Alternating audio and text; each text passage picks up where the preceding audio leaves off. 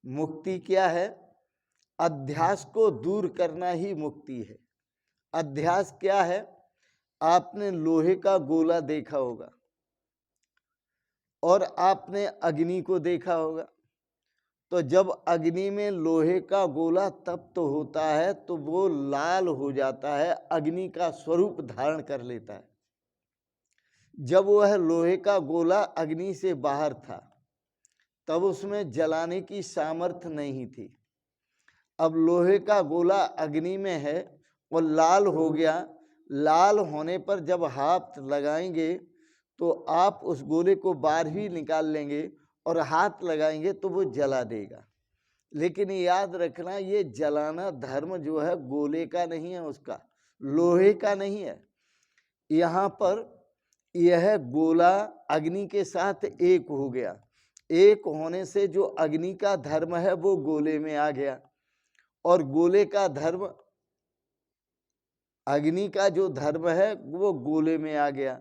और जब वो है गोले में आ गया अग्नि का धर्म, और लोहे का जो धर्म है, गोले का धर्म है, वो अग्नि में चला गया। जो शीतलता थी वो तो अग्नि आत्मसात कर गई और जो अग्नि थी वो गोले ने आत्मसात कर लिया। तो गोले का जो धर्म था वो अग्नि के पास पहुंचा, लेकिन अग्नि फिर भी शीतल नहीं हुए, वो अपने स्वरूप में है। पर गोला अग्नि से अलग होने पर शीतल हो जाता है। तो इसी प्रकार से ये हमारा अंतःकरण है, उस चेतन परमात्मा की सत्ता से यह चेतन है, हो जाता है। जो हमारा अंतःकरण है, मन बुद्धि चित्त अहंकार, चेतन हो जाता है। तो इसी प्रकार से यह जड़ शरीर भी चेतन जैसा लगता है, जबकि यह शरीर जड़ है और यह मन बुद्धि चित्त अहंकार के से संयुक्त जो अंतःकरण है वह भी जड़ है। परंतु यह परमात्मा के संयोग से, आत्मा के संयोग से ये भी चेतन प्रतीत होते हैं। तो ये एक भ्रांति है, वास्तव में ये चेतन नहीं है, चेतन तो परमात्मा ही है। तो अध्यासो अयम निरस्तव्य, इनको आपने चेतन स्वरूप माना है और जड़ शरीर को और अंतःकरण आदि को जो चेतन स्वरूप माना है, तीनों शरीरों को, ये आपकी भूल है। तो आप चेतन की तलाश में हैं, क्योंकि आप चेतन की तलाश करिए, क्योंकि ये जड़ है। और वो चेतन कौन है? इन सबका जानने वाला। स्थूल शरीर को आप जानते हैं, सूक्ष्म शरीर को आप जानते हैं और कारण शरीर को आप जानते हैं। आप ही तो साक्षी हैं। तो इसलिए महर्षि अष्टावक्र कहते हैं, विश्व साक्षी असंगो असी निर्विकारो सुखी भव। आप तो विश्व के साक्षी हैं, सदा असंग हैं, आपने शरीर के साथ कभी किया ही नहीं, अंतःकरण का साथ कभी किया ही नहीं। आप तो निराकार हैं, निर्विकारी हैं, विश्व के साक्षी हैं, सुखी भव। हे तात, तुम अभी और यहीं सुखी हो जाओ। तो भिद्यते हृदय ग्रंथे छिद्यन्ते सर्व संशया क्षीयन्ते चास्य कर्माणि तस्मिन् दृष्टे परावरे। वेद ऐसा कहता है कि जब यह हृदय की ग्रंथि का भेदन हो जाता है और सभी संशयों का छेदन हो जाता है, भिद्यते हृदय ग्रंथि छिद्यन्ते सर्व संशया, तब क्षीयन्ते चास्य कर्माणि, इस जीव के कर्म जो है वो सब नष्ट हो जाते हैं तत्काल। जैसे सूर्य के निकलने पर अंधकार नष्ट हो जाता है तत्काल, उसी तरह से बोध होने पर, साक्षी स्वरूप का बोध होने पर यह सब बंधन अपने आप ही नष्ट हो जाते हैं, इनको नष्ट करने की जरूरत नहीं पड़ती। भिद्यते हृदय ग्रंथे छिद्यन्ते सर्व संशया क्षीयन्ते चास्य कर्माणि, और जन्म जन्मांतरों के जो कर्म हैं वो भी नष्ट हो जाते। तस्मिन् दृष्टे परावरे, उस परम पिता परमेश्वर के दर्शन मात्र से, यह दर्शन करना, यह समझ लेना कि सोहम अस्मि, वही ब्रह्म मैं हूं। सोहम अस्मि इति वृत्ति अखंडा, ऐसी अखंड वृत्ति रखना। सोहम अस्मि इति वृत्ति अखंडा, अखंड वृत्ति बना, अखंड वृत्ति में स्थित होना। सोहम, वह सच्चिदानंद घर परमात्मा मैं हूं। यही महर्षि अष्टावक्र कहते हैं दुख मन के धर्म हैं। ये तुम्हारे नहीं। कर्ता भोक्ता धर्म बुद्धि का है, तुम्हारा नहीं। इंद्रियां सक्रिय होती हैं, तुम नहीं। तुम तो सर्वदा मुक्त हो। मुक्त हमारा स्वभाव है, मुक्ति हमारा स्वभाव है, ज्ञान हमारा स्वभाव है, परमात्मा हमारा स्वभाव है। और हमारा स्वभाव होने से परमात्मा हमारा केंद्र है, हमारा होना है। हम उसके बिना नहीं हो सकते। हम सदा हैं और वही हैं, ऐसा निश्चय करो, इसी में आनंद है। इसलिए धर्मा अधर्मौ सुखम दुखम मानसानी न तो विभो, हे व्यापक ब्रह्मन, यह तुम्हारे धर्म अधर्म धर्म नहीं है, सुख दुख तुम्हारे धर्म नहीं है, मान अपमान तुम्हारे धर्म नहीं है, मान सम्मान न तो विभो। अरे तुम तो व्यापक ब्रह्म हो, अपने व्यापक ब्रह्म स्वरूप को देखो। इस पर कल फिर चर्चा करेंगे हम आपसे। आज इतना ही। आपने बड़े प्रेम और श्रद्धा से आज के प्रश्न को श्रवण किया, इसके लिए बहुत बहुत अनुग्रहित हैं।